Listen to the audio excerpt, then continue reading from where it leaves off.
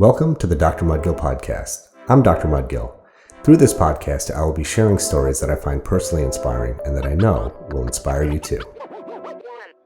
In this episode, I'll be speaking with Patrick Winberry, the founder of the architecture and design firm, The Up Studio. The Up Studio is a group of talented individuals who provide a modern slant on architecture and comprehensive brand design. Hear John's story. I know you're going to love it. All right, guys. Well, I'm super psyched to have Patrick Winberry here for the podcast today.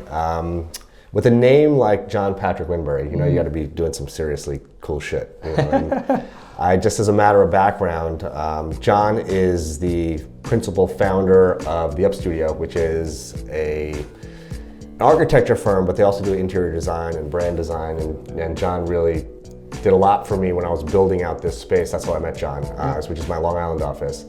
I basically presented or commissioned John with the task of creating me the MoMA of doctor's offices, and we have a combined space here with, as John knows, with my wife who's a dentist, and it was like pretty serious planning that went into it. Yeah. And just through that process, I mean, it was probably a couple of year-long process. Yep. Just in terms of looking at various spaces and stuff. So I got to know John pretty well, and I got like little bits and pieces of what kind of inspired him to do what he does, and Sure. And I know like you come from like a big family, which always fascinates me. So Yeah. we're gonna go way back to the beginning, man, and just to see how you got to where you are now with crushing it the way you are, man. I love it. Cool. Yeah. Let's go.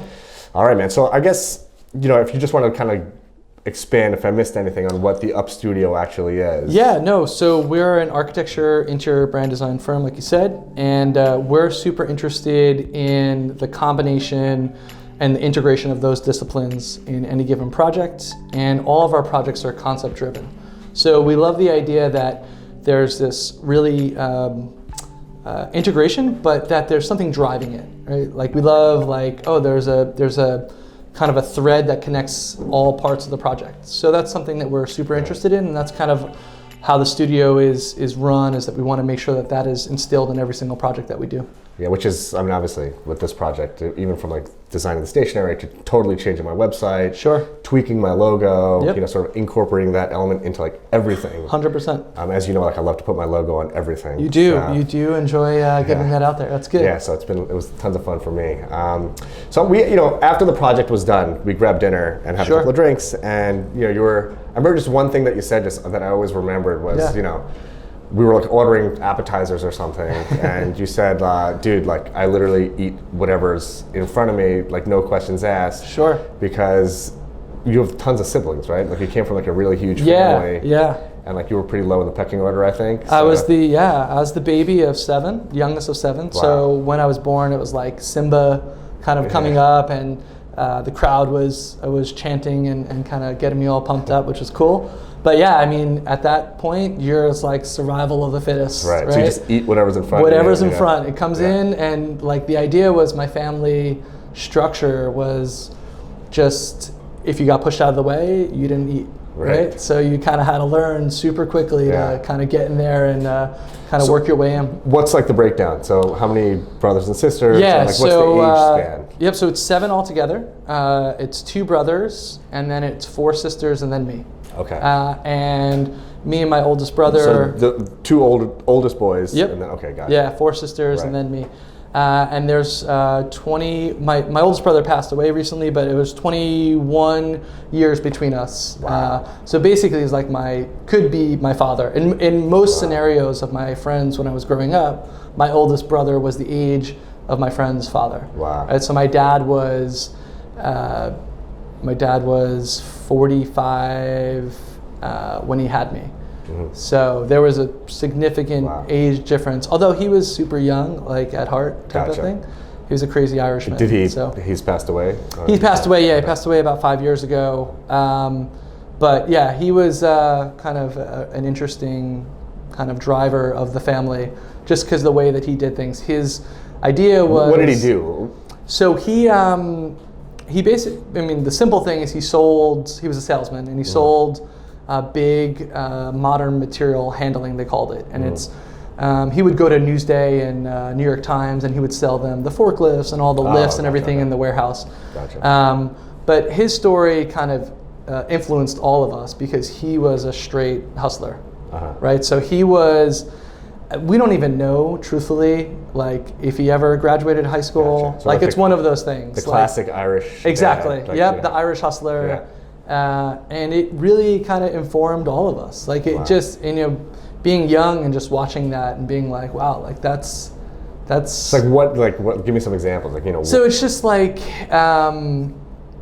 he was never concerned about the truth, and I like as an architect, all we deal with is truth, right? Like it's just like this is what it is. Like there's no real way around the built environment. So I always found that kind of dichotomy really interesting. But when you're growing up and you see this person be able to talk to anyone at any time, it didn't matter who it was. And within 2 seconds, he would disarm them with a smile or a little joke of something. And it was clear sailing from there, no matter what it was. Wow. And he had a temper like every Irishman and all that stuff. But like he was always able to disarm anything at any point. And like that's an interesting thing when you're super young. And again, he was so much older. It's just like a very different dynamic because while he was my father, it was just like, it was almost like this like Larger elder. He was definitely the large voice of the family at all times. Wow. And you guys grew up on Long Island, right? We did. We grew up in Long Island in Huntington. We spent majority of our family time there and then kind of moved out east. But did you go to high school in Huntington? I did. I went to John Glenn High School, and all my siblings went. So 7. So all the teachers I was 6 came in front of me, and I was the last. And they were just like, most of the teachers had my brothers who were just like setting things on fire, basically. Right. So, like by the time I came, I was pretty mellow. So they were just like, just whatever you need, man. Just don't burn this place down. Just don't break it. But it was interesting. They were it was a fun, wild lifestyle growing up. It was Is always your family active. still like you guys get together and it's still like crazy? I think it's just like any family as we get older and everyone starts to move away. I mean, at one point, all 7 of us lived within a couple of blocks of each other. Oh, wow. So every Sunday was family day, and I grew up. It was Penn Station. That's so I'm used to that noise. I love that energy and stuff like that. Right. But again, as you grow older, everyone kind of diverts and kind of does their own thing. So a bunch of people have moved out of the state.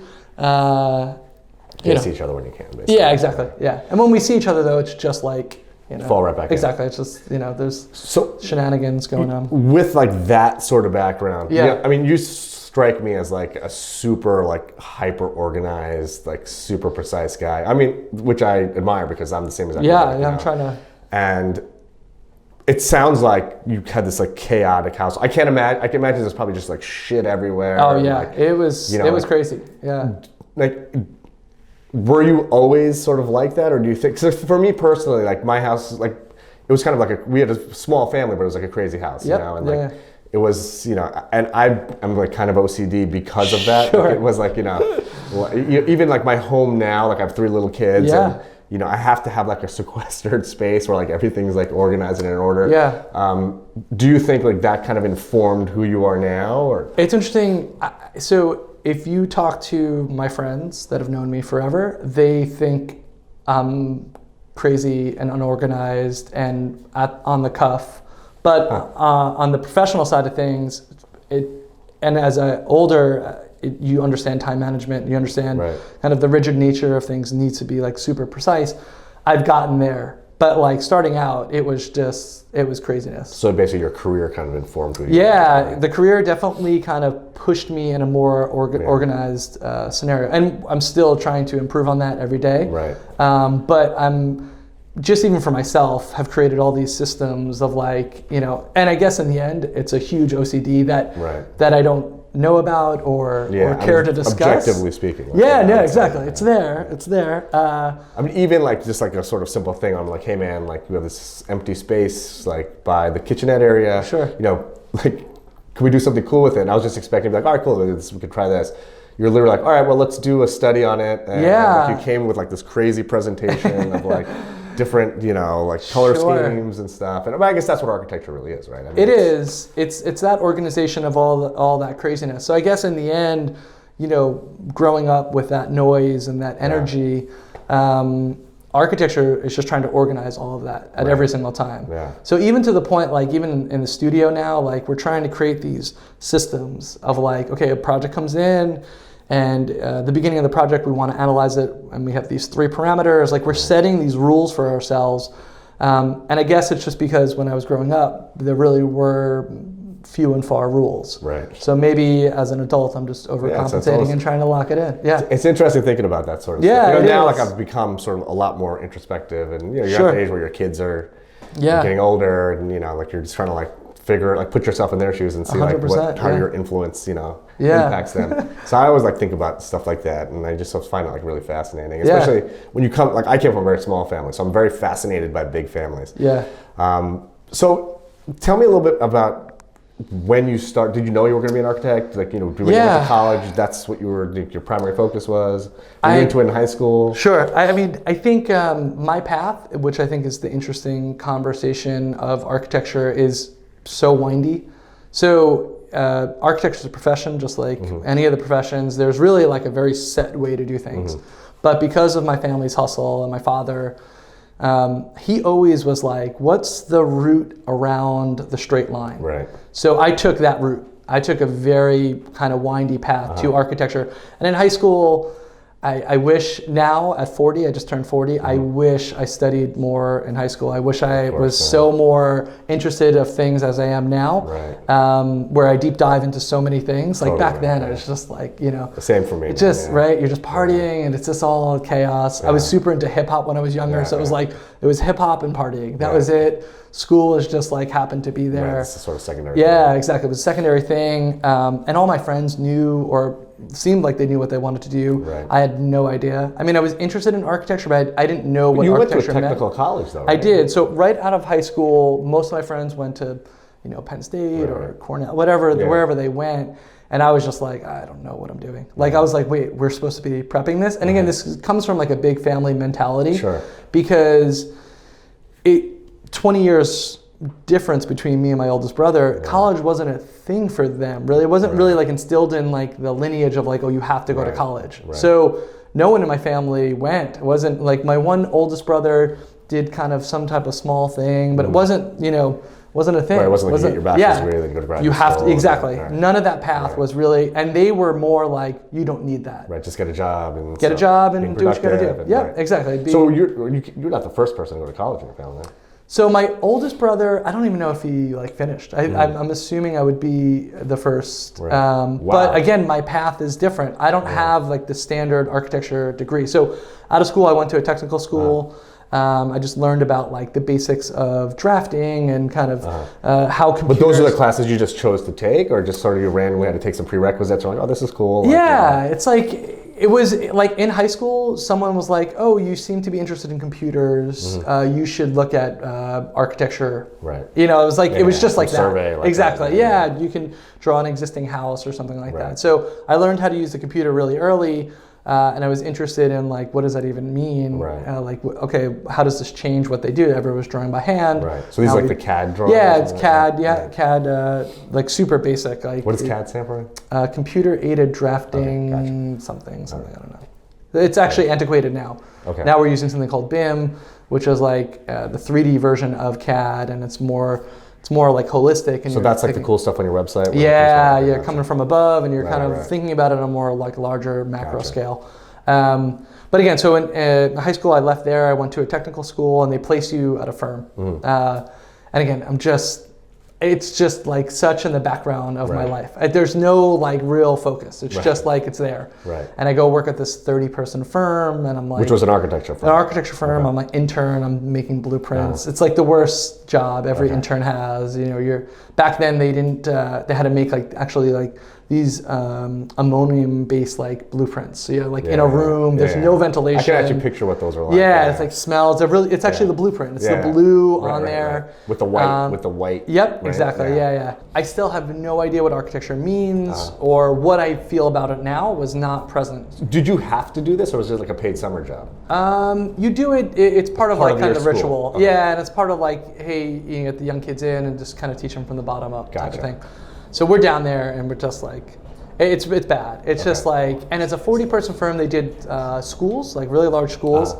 But I don't know, it just wasn't anything I was interested in. It sucked. Basically. It sucked. Yeah. I was there just on the periphery. I do remember one story. My only job was to make the blueprints and to track the amount of paper.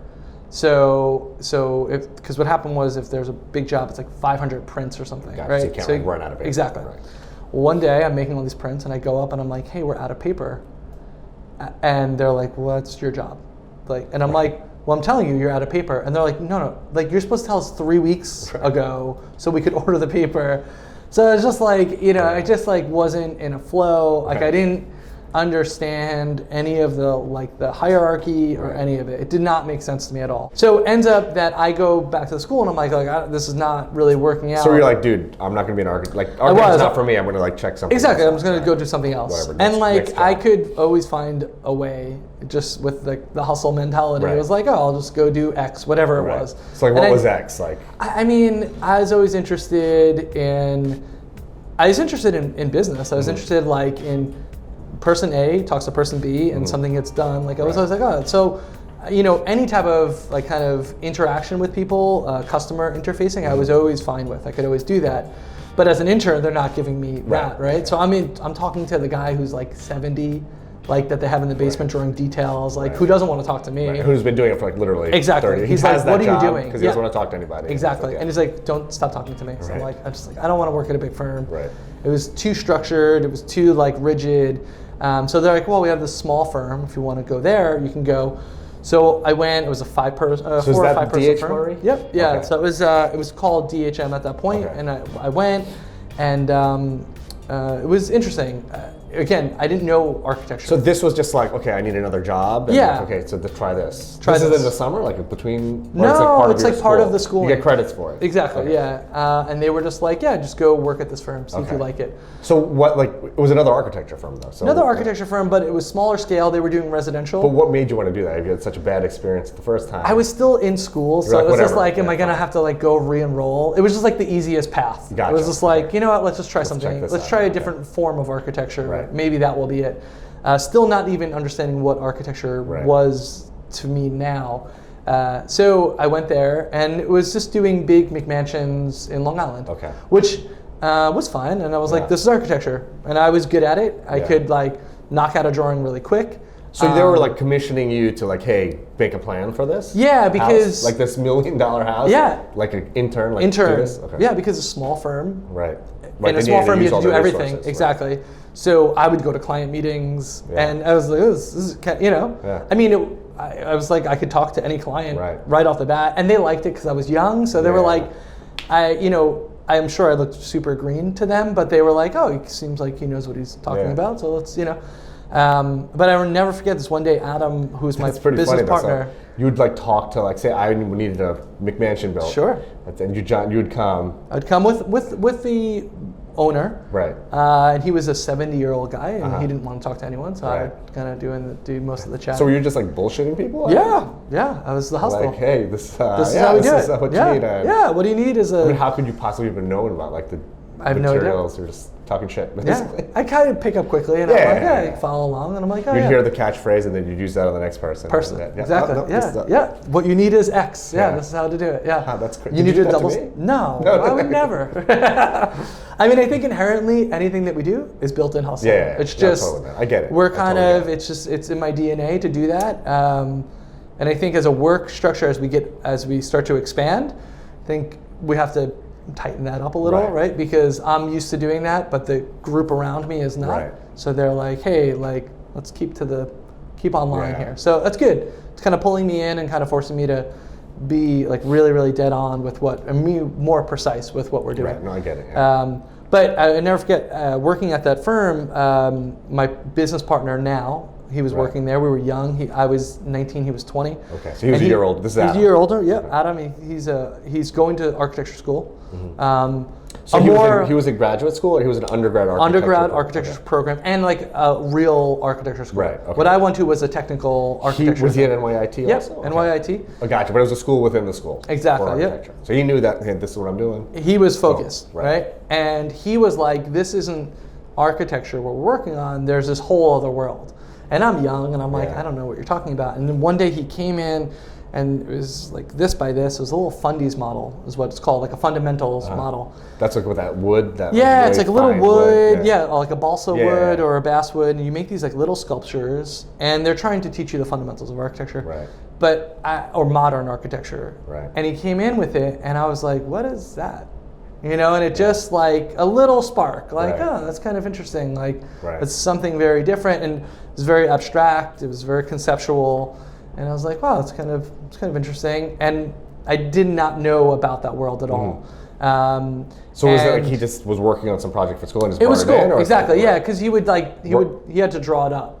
Right, so on the side he would like exactly, write it and down I'm like looking at it like all day that day, and I'm like, oh, what is that? Like, what is? And we're working on these big, like, you know, big houses, right. and there's like really no scale, and this thing's like super like intimate, trapped in little details. and there's like everything's thought out, and what we're working on are big kind of production houses. So there's not really a lot of like, oh, this is where my family's gonna live stuff. It's more like, hey, you need. This is cool. That's why I'm doing this. Yeah. So I was like, where's that?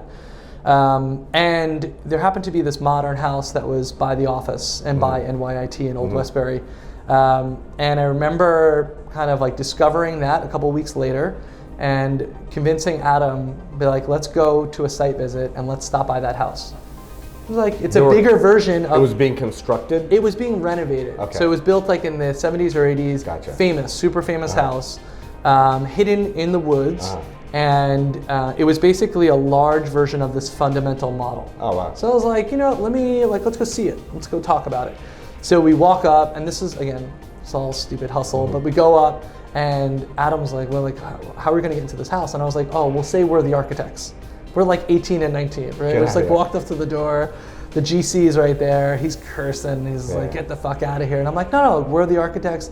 And he's like, seriously? And I'm like, I want to see a modern house. And he's like, come in. So he like let us walk the house. Oh, wow.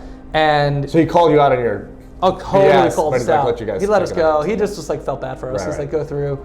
And from that point on, everything changed. Because walking through the space... So it's a raw space, like no sheetrock on the walls? There were some, but... It was a construction site. It was a construction site, but you could get the volume. You could get the feel of like what was happening in the project. Right. And I remember distinctly thinking, and I think about it almost every single day since that moment, that someone thought about my path through this house.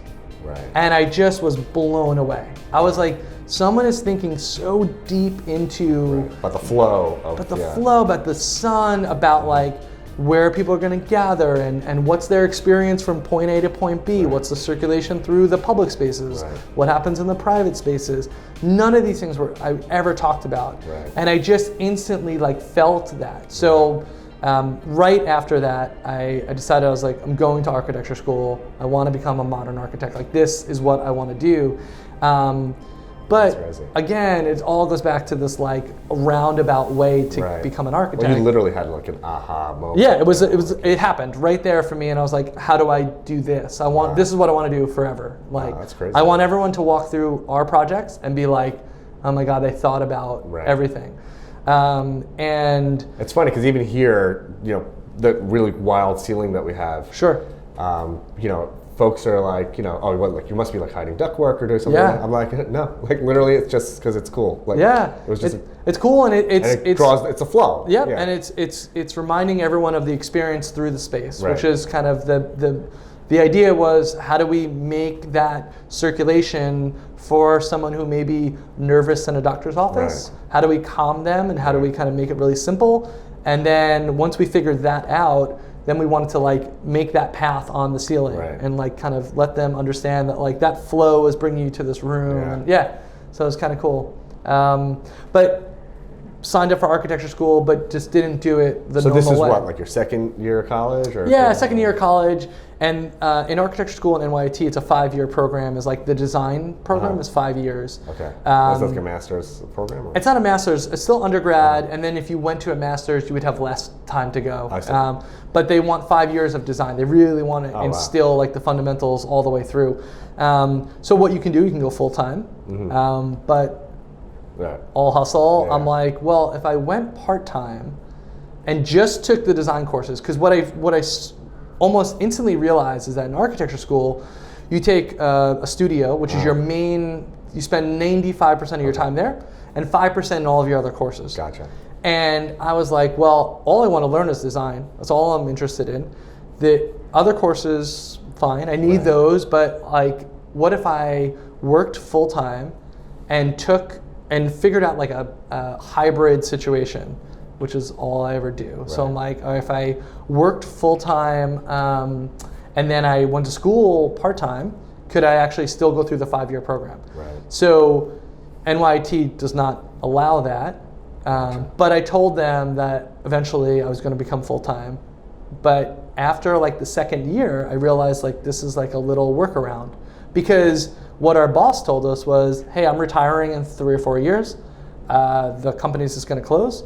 So you can take it over if you want. Wow. So this is you and Adam at this point were like going to take over. Yeah, we're going to take over this architecture firm. And it wasn't the type of architecture that we were truly passionate about, but it's still a starting point. And when it's yours, you could do whatever you want. Exactly. So we were like, well, at least in my mind, I was like, if I go full-time at school, I'm going to lose that. Right. So I came up with this hybrid, and design was like every Wednesday from 9 to 11. So I would go to that, and then I would go work until 10 o'clock, and then I would go back to the studio, and I would go from 10 to 2 or 3 in the morning, and I would sleep 2 hours, and then I would go back to the office and make up my work. So I mean, I was on a 20-hour schedule every single day. It's crazy. That was your passion. Yeah, and it just but it all just made sense like almost overnight for me. And everything shifted towards that. That's amazing. And I'm glad it happened to me a little later, because if I was 18, I just would wanted to party, By the time that was happening, I was at like 21, 22. Yeah. I'd partied so much, and I was just like, you know what, maybe this is a more interesting thing. Right. And we were still partying, and we were still doing that, but I was really kind of focused on that kind of end game. Wow. Yeah, so that's kind of So I guess kind of segueing into like your professional life. Sure. So you and Adam, obviously, you graduated. Adam was a year older than you. Did he start working at D.H. Murray like right after he graduated, waiting for you to come? So the path was, we were both working there. Mm-hmm. Don, who was our old boss, was waiting for us to graduate. But even after you graduate, you still need 3 years under an architect. So he was like really kind of like milking his time. This is like in order to even get your license? Exactly, for licensure. So it's basically it's like a residency. Yep, you take a residency, and then you take our version of the bar exam, which is like which you can only take after working for 3 years? Yeah. Wow. Now they've changed that, but at that point you had to like have that time. Gotcha. What I found out, again, I hate to keep on saying the word hustle, but it's just kind of always like, it's always in my brain. But what I found out in New York State, you can become an architect without having a degree. It's one of the few states in the country that you can do that, and all you have to do is work under an architect for 10 years. Wow. So what I did was I used this like little loophole, which is basically, I went to school for 5 years as a part-time student learning modern design. Working in architecture the whole time. Exactly. So I'm getting credit for all that time. Oh, wow. And then when I came out, I already had 3 years experience. So I only needed 2 more years, and then I could actually sit for my exam. Oh, wow. So it was actually a shorter path for me personally than what the prescribed path was. Right. And again, that's always like kind of my father's mentality. That's crazy, man. So you do you not have a degree? I do not have a degree. That's insane. And it's funny, like now we're a published firm and we're doing some really exciting projects. When we first started out, we're like, let's kind of like keep that low. But I just feel like I think everyone should know there's multiple paths to an end goal. Like it doesn't have to kind of have to be this straight thing. So I think my goal always is to go back. I always want to go back and get it. I think it's like for me, it's like maybe when I'm 60, I'll go back and get it. It's like kind of like after you retire. Yeah, after I retire. Yeah. We're working too many hours to do it right now, but what about everyone else in the firm? Everyone else is standard. That's pretty cool. So the guy who basically started the firm. But I mean, I want to use so my mentality, and I'm sure you have it too, is I mean, ego is a big thing and something I struggle with, and I think everyone does. But I want to hire people that are smarter than me in everything, right? And more experienced and smarter. That's what we look for. So everyone, like Adam, is way more experienced, way smarter than me in all of this stuff, and I add that little kind of like curveball aspect to it, right? But I mean, that's the way I think it works for us.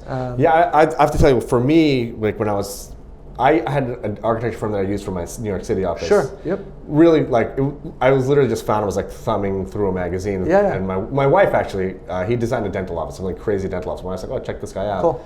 I called him, amazing guy. Literally, we had a phone call and we're like, hired, we're gonna do this. And that's He'd where never you done work? a medical office, you know. Yeah. And when I met you guys, it was through Glenn, who's my contractor. Yep. And you know, I met you guys, and just what struck me was like you were just like these cool, like tatted up young Brooklyn guy. Like that in my head. I was like, you know. Yeah. And it was I was like, wow, this is awesome. Like, I think it was very much the same thing for when I hired you guys. Like we had a conversation, and I was like, all right, cool, done. Yeah. And it's just like, built on a vibe. Like you guys really exude this cool vibe, and everything that you guys do is just so cool. Like that's your awesome. website's we cool. appreciate it. Yeah.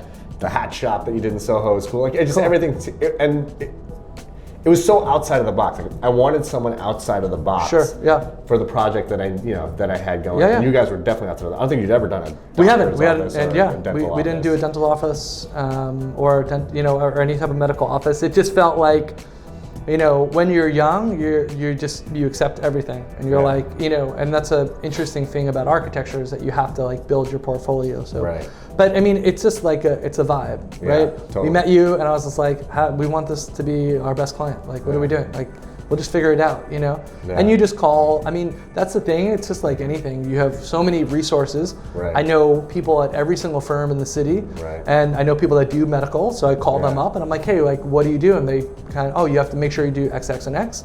We do that, but we still want to add our energy and our concept-driven designs, like to each project, you know. So what about the rest of the guys or guys and gals in the firm? So it's you and Adam. Yep, me and Adam, and then Jeff came on super short after that. Is he an architect also? No, he went to Pratt for graphic design, and he's. So why would you bring a graphic designer? I mean, I love that idea. Like, because it's basically like a one-stop shop. One-stop shop, yeah. But was that your intent? So I think an architect's role is, it's like a badge of honor to show the client so much work, because we're staying up 20 hours and we're doing all this stuff. So in my mind, it's like, got to show them everything, got to prove like what we've put our heart and soul into this design. And I met Jeff through a friend, and day one, he was just like, he was just working with us, helping us with our presentations. Right. And he basically was like, edit out, edit. I got to present this to the client. You exactly. have like a slick presentation. Slick presentation. Like when you guys send me an email, it's like this slick. Yeah, we wanted like super, presentation, super clean, super precise of what we're doing. Right. But I didn't really know that then. That's interesting. Right? Like I would give him all of this content. So he was like a contract, like a subcontractor? He was a subcontractor in the beginning. Make this presentation, make it pretty, whatever it is. And like a weekend, I was like, he totally understands what we're doing. Like how do we make this work? You know? And like inherently design for us is it doesn't have to be, you know, a building or a house. It's everything. It's everything, right? Like it's like the coaster, it's the signage, it's everything. So he was really passionate about that, and he gave his expertise on that stuff. And it just felt like total smart to like have him in, but he like really instilled in us this idea that like clarity. You need to present clarity, because we would do these projects and we would do these presentations, and I would show them literally everything. And we would do like 2 months worth of work, we'll have them come in, and the client didn't like the color of the wall, and the entire project would blow up, and we'd start from scratch. And it was just like so mind-bending. So he was like, let's edit ourselves. What's the concept? And then we talk about the concept and be like, well, let's just, you know, and then other firms are talking about this idea of kind of this like really linear path of like what the design process is, and we were like inspired by that, and so we kind of created a hybrid of our version of that, and we distilled all of our projects. Is it unique though, like were you guys having a graphic designer in-house as an architecture firm? I don't think it's common, but you know, in some of the really progressive firms, they have it, just because they want that language to be really, really constant. You know, I think one of the things that you said that is sort of like this global theme in like any sort of business book or like whatever, even like self-help books, that sort of thing, is surrounding yourself with people that are smarter than you, right? You never want to be the smartest person in the room. Yeah, no. And you know, just knowing your team, it's amazing to me. First of all, it's amazing to me how committed everybody is to like the sort of fundamental mission that you guys have. Like everyone's just so passionate about it. Like, you know, whether it's Julia or Jeff or, you know, Adam I haven't interacted with much on a personal level. Sure. But, you know, you can just tell like he's like this intense dude who's like, he's locked really, in. Yeah. super locked in. Sure. And then even some of the other guys, like I have a guy who kind of CJ and expedites JD. Yep. It's awesome, man. Like you guys are just like this crazy team, man. You know? I mean, it's something that I actually admire, and I'm trying to emulate my pride. It's just hard to do that. It's hard to find people that are just so committed to that singular goal. Yeah. Everyone's so singularly focused. I mean, that's super kind, and we appreciate that. I think from our perspective, I think I'm always trying to make sure that we're doing that. Right. And I feel like we fight upstream with that sometimes. Yeah, well, you have to. Yeah, it just feels like it's not, you know, as focused as I want it to be. And I think that's constantly evolving, and we want to make sure. But I think no matter what, 100%, everyone in the office is smarter than me. And I think, like, for me, they probably think the same of you, obviously. But I'm fine. Listen, I'm okay. If I could be the funny guy, like, I'm good. Right. As long as I know that we're doing really beautiful work and we're really passionate about what we're trying to execute in our projects. Well, it's kind of like you're the conductor. I mean, the musicians are, like, much more talented, like in an orchestra. Yeah. Than say I don't know if that's the truth, but it just seems like that to me. But it's just someone has to kind of like get everyone working together and make that symphony work. You know? Yeah, we want to try to do it. And I think we're at a point now where we're 7 people, and you know, there's bumpy times in any studio. Of course. So we're actually looking for like a business development strategy, and just talking with people. They want to kind of bring us to like 15 people because they think that's like a really good place for us to hum along at. So that ethos and that kind of passion, we want to make sure anyone that we bring in the office is kind of doesn't dilute it. Yeah, just kind of locked in that direction. I know that's going to be super tricky. Yeah. So it's something that we're kind of internally debating on how we do that and stuff. Yeah. I guess one of the things we should probably just close on is just when you guys were working on my project, and this was, you know, like 3-4 years ago at this point. Yeah. You know, you had a couple of projects under your belt. You had like the hat shop in Soho, which is like this really small, like really slick space. Cool. Yeah. I think you had there was like a house that you guys did. It was kind of like this modern house in like the woods or something like that. It was like a small house. Yeah. Yep. A small addition. And I think that was pretty much like it that's was, all you had on your website. Yeah. I remember thinking like it was all this stuff was really cool. Yeah. But like when I go to your website now, it's like effing crazy how much stuff you have. Like you have that crazy house on the beach in Long Beach. You have this like crazy house in Florida, like that is like literally the most insane thing I think I've ever seen. I appreciate that. That's you have like this cabana that you did with this huge crazy cantilever. Yeah. Like just first of all, the scope of the projects is amazing. Like, you know, how different they all are. Yeah.